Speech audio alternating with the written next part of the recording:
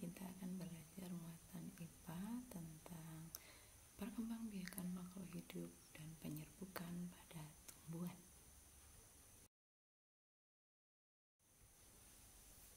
Perkembangbiakan pada makhluk hidup tujuannya adalah untuk melestarikan keturunannya agar tidak terjadi kepunahan.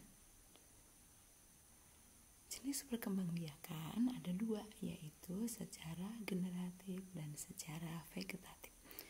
Dari keduanya itu, apa perbedaannya? Mari kita pelajari bersama-sama. Perhatikan, perbedaan perkembangbiakan secara generatif dan vegetatif dapat kita lihat dari beberapa aspek. Yang pertama, perkembangbiakan generatif melibatkan sel jantan dan sel betina. Jadi, agar bisa terjadi perkembangbiakan secara generatif, maka harus ada sel jantan dan sel betina. Sedangkan dalam perkembangbiakan secara vegetatif tidak melibatkan sel jantan dan sel betina. Yang kedua, perkembangbiakan generatif, individu baru atau anakan berasal dari proses pembuahan, yaitu bertemunya sel jantan dan sel betina, baik itu pada hewan maupun pada tumbuhan. Sedangkan pada perkembangbiakan vegetatif hanya menggunakan bagian tubuh dari induknya. Yang ketiga, pada perkembangbiakan secara generatif, sifat anakan merupakan perpaduan dari sifat induknya. Jadi, keturunannya ini memiliki sifat perpaduan antara ayah dan ibunya atau dari jantan dan betinanya. Sedangkan pada perkembangbiakan vegetatif, individu baru berasal dari bagian induknya, sehingga sifatnya sama persis dengan induknya. Oke, dari kedua perkembangbiakan tersebut, apa saja perbedaannya antara perkembangbiakan pada hewan dan perkembangbiakan pada tumbuhan? Oke, kita mulai dulu dengan perkembangbiakan pada tumbuhan. Perkembangbiakan pada tumbuhan secara generatif berarti melibatkan sel jantan dan sel betina. Sel jantan pada tumbuhan dinamakan benang sari, sedangkan sel betinanya dinamakan putik. Cara mengingatnya yang paling mudah, putik berarti putri, berarti sel betina. Perkembangbiakan secara generatif terjadi pada tumbuhan yang berbiji. Berarti tumbuhan yang punya biji pasti dapat dikembangbiakan secara generatif. Yang kedua, perkembangbiakan secara vegetatif. Bisa secara alamiah, bisa juga secara buatan. Secara buatan artinya dikembangbiakan oleh manusia. Adalah perkembangbiakan generatif pada tumbuhan. Sudah saya jelaskan tadi, perkembangbiakan generatif perlu sel jantan, perlu juga sel betina. Dalam tumbuhan, sel jantannya adalah benang sari, sel betinanya putik. Putik dan benang sari terdapat pada bagian bunga. Jadi adanya putik dan benang sari pada bagian bunga. Bunga penampangnya seperti ini, bisa dilihat. Bagian-bagian bunga yang tergambar adalah bunga sempurna. Bunga sempurna itu memiliki semua bagian yang ada pada gambar tersebut terlihat, yaitu satu dari ujung paling bawah yaitu tangkai bunga, kemudian kelopak bunga, kemudian mahkota bunga, putik, dan benang sari. Mahkota bunga adalah bagian bunga yang berfungsi untuk menarik serangga datang untuk membantu proses penyerbukan. Putik hanya ada satu, sedangkan benang sari terdapat banyak.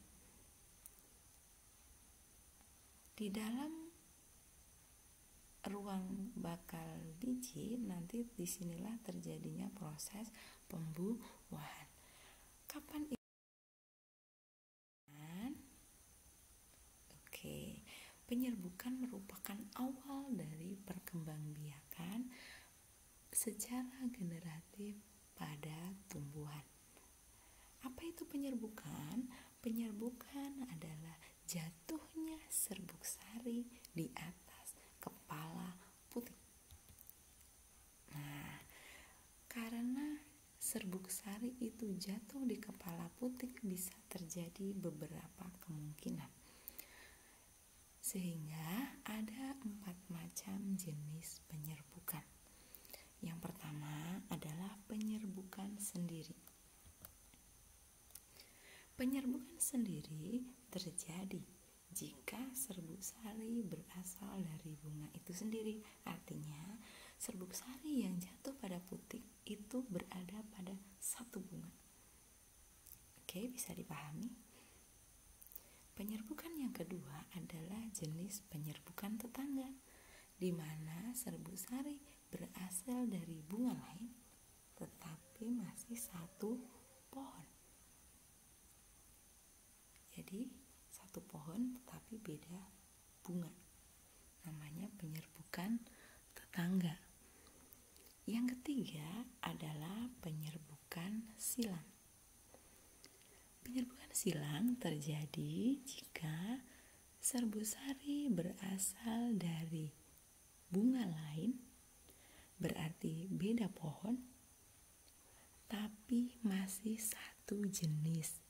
Contohnya, mawar merah yang berada di pot A dan mawar merah yang berada di pot B, ketika benang sari pada mawar merah di pot A jatuh di mawar merah di pot B, maka dikatakan sebagai penyerbukan silang.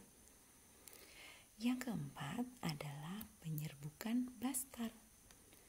Penyerbukan bastar terjadi jika serbuk sari berasal dari bunga lain, berbeda pohon, berbeda jenis pula.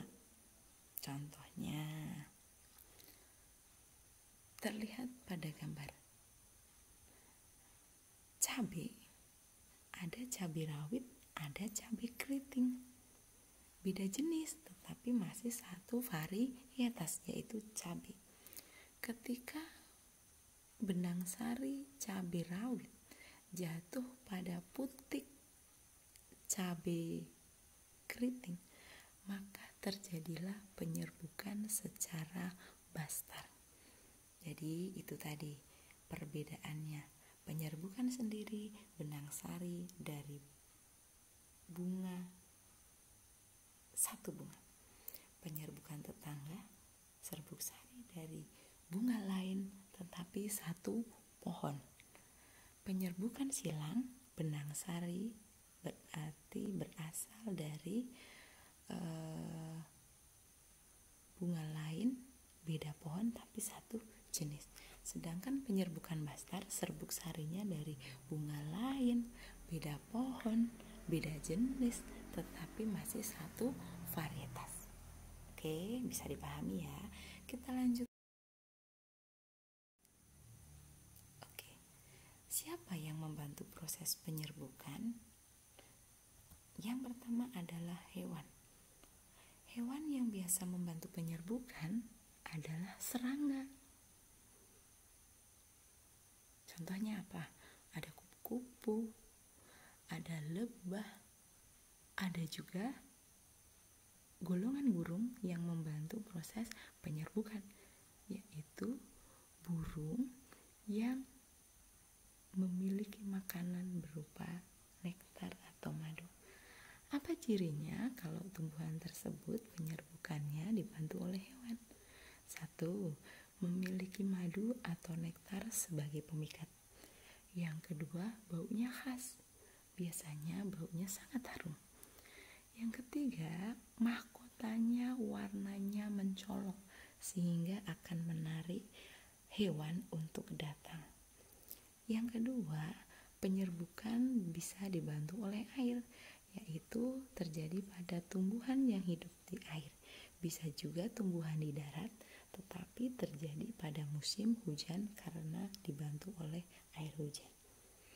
Yang ketiga, penyerbukan dibantu oleh angin.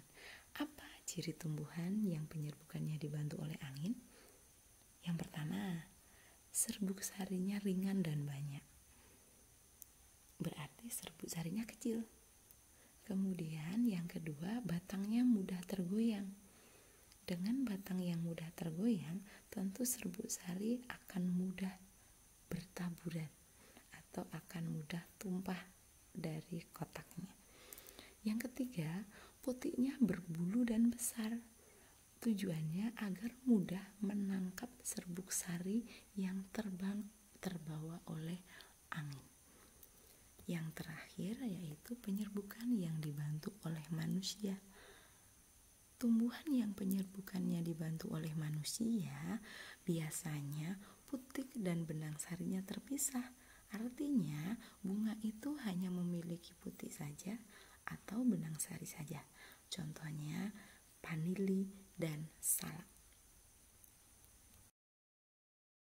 Selanjutnya, bagaimana urutan proses terjadinya penyerbukan bisa menghasilkan biji?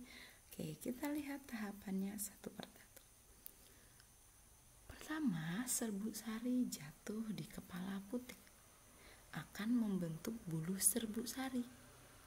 Bulu serbuk sari tersebut akan masuk ke ruang bakal biji, sehingga terjadilah proses penyerbukan. Sehingga terjadilah proses pembuahan. Proses pembuahan akan menghasilkan zigot. Zigot itu akan berkembang menjadi lembaga. Lembaga akan berkembang menjadi bakal biji.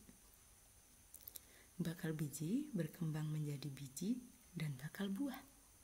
Bakal bijinya akan jadi tanaman baru, sedangkan bakal buahnya akan menjadi daging buah. Nah, kita bisa membedakan mana bakal biji dan mana bakal buah. Contohnya pada mangga. Yang kalian makan namanya bakal buah. Itulah namanya daging buah. Sedangkan yang bisa ditanam yang tidak kalian makan itu namanya bakal biji yang berkembang menjadi biji. Jadi itu urutannya dari penyerbukan sampai terbentuklah biji dan daging buah. Oke. Jadi kesimpulannya, semua tanaman yang berbiji bisa dikembangbiakkan secara generatif.